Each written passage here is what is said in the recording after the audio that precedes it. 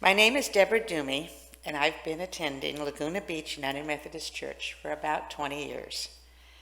To me, our wonderful church family is one of the most important aspects of our church. I volunteer and am active in several areas of the church and have been asked today to share why this involvement is so important to me. I sing in the choir. I work on the visuals committee. I'm active in our UMW and help plan many of our social activities. For me, these activities provide fellowship and personal connections with so many of our congregation. I love working with people who make things better. In our visuals committee, our wonderful leader, Carrie Kellogg, comes to our meetings with a theme for the upcoming sermon series. Then our group meets over in the conference room and brainstorms and collaborates ideas to create a visual representation of the message our minister wants to share with us. Our group was formed many years ago, and we have become such good friends. We love working and laughing together, dividing up the tasks to be completed, and then meeting here at church to assemble it all in the sanctuary. I love planning parties, and being on the church social committee is a natural for me. I think it's so important to provide fellowship opportunities for our congregation. These social activities give everyone time to spend with old friends and create new friends. These gatherings usually involve food, and everyone loves to eat. We have some fabulous cooks at this church, and our congregation is always supportive when it's time to sign up for our potluck luncheons. Sitting down to share a simple meal encourages people to share their lives with each other, catching up on what's going on, including all of our joys and sorrows. Our church family is so important to our Laguna Beach congregation, and I enjoy facilitating events where we can all be together in fellowship. And just to let you all know that we have a sign-up sheet out in Healdton Hall for the 4th of July Sunday, which will be in 2 weeks. Thank you.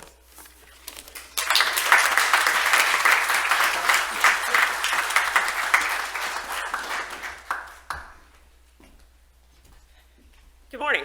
Good morning. I like my faith private. I'm an introspective person. It's personal. I like it to be internal. That's the path I took once I left home going to college. Home was mom took you to Sunday school and went to church and went to Protestant youth. We did it all. But when it was my time, it was on my terms. I selected, I'll call it church selected, churches here and there periodically. God was fine. He was always by my side. My faith endured. I came here one Sunday morning at 8:30, best service ever, if anyone. I'm still preaching for it too. And my faith was private, it was introspective, and it was mine. But my faith became, my alone time became lonely.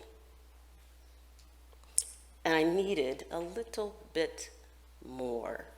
So I wandered into the 10 o'clock service.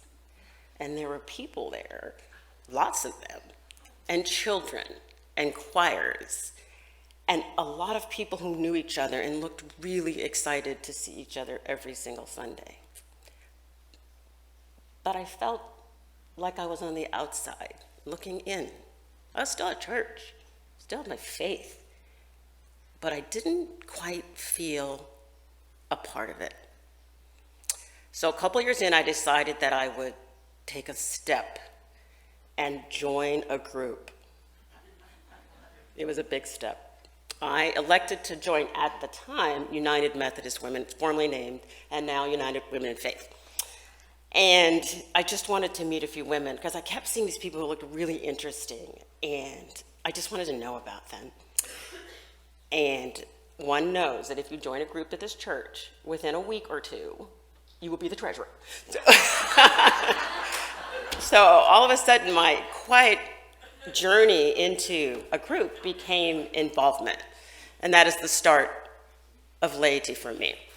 That little journey led to 5 or 6 years as treasurer until Debbie took over. Thank you, bless you.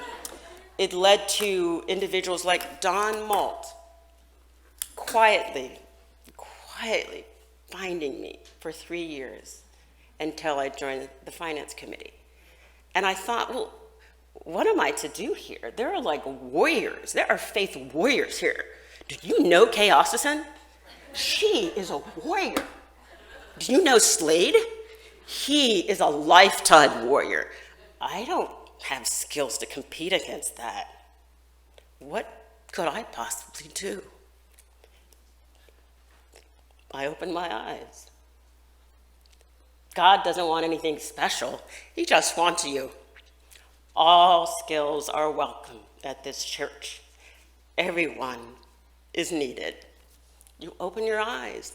You go, oh, that's a really interesting person. I never would have known Wayne Wallace until I joined the board. Wow, he's a lay leader. That's a big job. I want to support him in every way that I can. Who would have thought I would have joined the leadership board? I don't have special skills. The same things I had outside those doors are the same skills that the church is asking of me. My faith is also very pragmatic now because effectively our nonprofit church has one full-time employee, one, and a whole collection of very small part-timers that somehow make this come together. But what it requires are those little segments of volunteering and lay people and skills and things like Lisa Slover, who very quietly has been volunteering for years, but she doesn't want anyone to know, but I know. It's persistence like Teresa, who does messy church. I couldn't do that, I'm not gonna lie, but I'll try to do anything I can to support her. It's Jean Ann Moore, who is at that welcome table every single Sunday that it is possible.